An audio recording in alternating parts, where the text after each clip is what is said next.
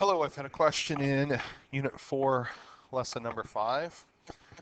Question 16. It says a water trough is 10 meters long and the cross section has the shape of an isosceles triangle. So, isosceles triangle, the trough, looks something like that. Amazing ability to draw. D, so might as well finish that. So there we go. So we know it's 10 meters long. It's 1 meter across the top, so that distance right there is 1 meter. And it's 50 centimeters high, so 0.5 of a meter. The trough is being filled at a rate. So as soon as you see rate, you know you have a derivative value. So we know dV by dt is 0.4 cubic meters per minute. So there's our rate. And it gives us a hint as to what equation we're going to need here. So based on that information, I'm going to need the volume of a triangular prism. So volume equals 1/2 base times height times length. I'm going to simplify it a little bit because we know the length is 10 meters. So it's not changing. What is changing, as the water fills up, the base and the height are going to change at every time interval. So those two are our variables. All right, those are what are changing. Now, when we are doing questions like this, we want to make sure we get down to one variable. So I want to write one in terms of the other. So I'm going to get to that in 1 second. So volume equals 5 base times height. Okay, so we want to know, first of all, I need to know what we want, or what we're looking for here. And it says, how fast will the water level rise?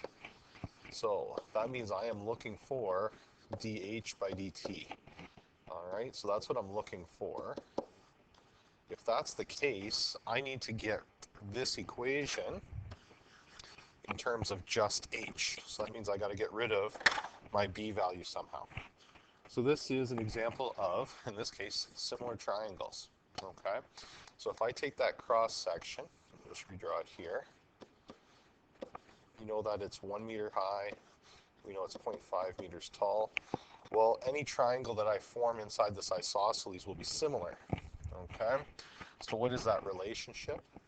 So the base over height is equal to 1 meter over 0.5. So if I isolate that, that means that I would have A equals h over 1/2, or the base is always twice the height. All right, so there we go. That is our kind of our constraint equation. We now can get rid of b by substituting that fact in. So volume would equal 5 times 2h times h. So now we have 10h squared for our volume. I'm down to the only variable I want, so now I can take the derivative. dV by dt equals 20, 2 times 10, h dH by dt. I'm solving or wanting to know what dH by dt is, so that means I'm going to isolate for it, which means I would have the change in rate of volume divided by 20 times the height. I know dV by dt was given in the question, and I believe they tell us the height at 40 centimeters. So that means I would have 0.4 divided by 20 times 0.4. Remember, you got to change the units. That works out really nice. So that means it's changing by 1/20th of a meter every minute. So 1/20th of a meter every minute, or 5 centimeters a minute. So every minute that passes at that point in time, it's changing at 5 centimeters. So it's instantaneous. If you were to look at that point, it's rising at 5 centimeters per minute. So, okay, so using similar triangles, an example of using similar triangles to help reduce the number of variables in that equation.